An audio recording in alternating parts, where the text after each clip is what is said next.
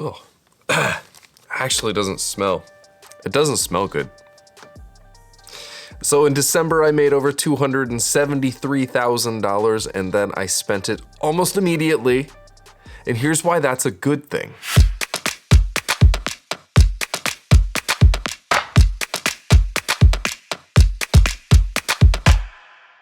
Okay, so a little bit of background. So we've been trying to sell our house in San Jose, California for over a year now, almost a year, something like that. And we finally sold it just before Christmas. Hallelujah. And we apparently bought that house at a great time in a great market because we profited about $273,000 from that sale. And so my biggest fear was that we would get this money in our bank account and we would just spend it. No one tells you have to pick that up. And so I wanted to ensure that that didn't happen. So I pre-spent the money. I needed to come up with a plan on how to spend this money. So there were really like 3 goals that I had with this. One was just pay off some debts that we had. We still had my loan for my credit card debt that I got last year to pay off credit cards. Link to that video is right here. We had a few miscellaneous medical bills that we were still paying off, things like that. I wanted to fund our emergency fund as well. I wanted for us to have 1 year's worth of expenses in an emergency fund. And then lastly is I wanted to put the rest of that money to work. I want that money to grow. The last thing I want is to have $273,000 sitting in a bank account depreciating with inflation. Okay, so specifically, here's how I allocated the money. I had about $11,000 allocated to paying off bad debts. I allocated about $108,000 to our emergency fund.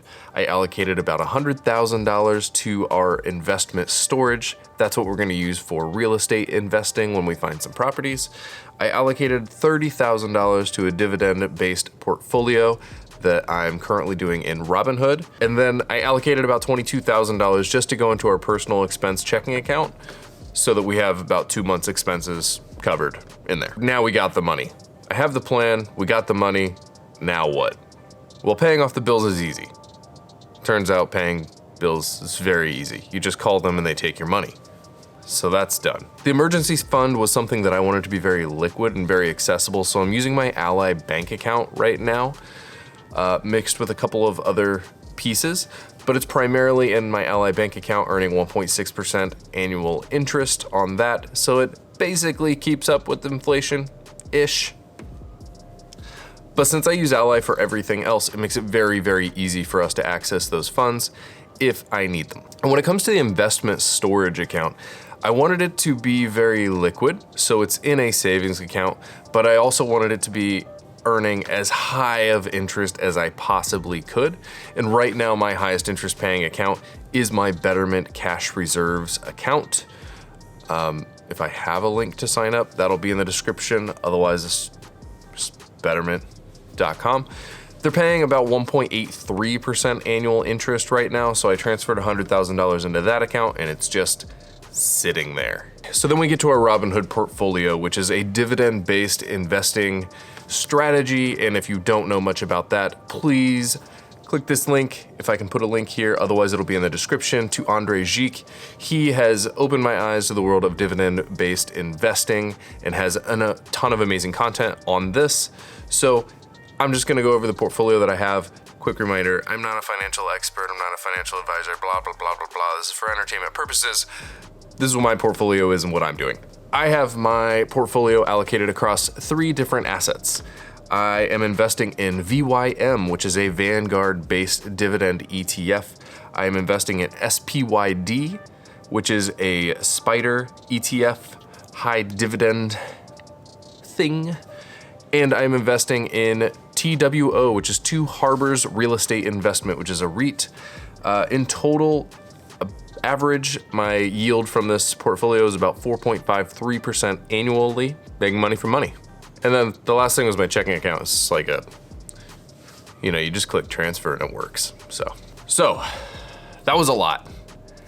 After everything is done and invested, that $273,000 should start earning me about another $574 in monthly growth. Not necessarily income, but my balances should increase by about $574 a month.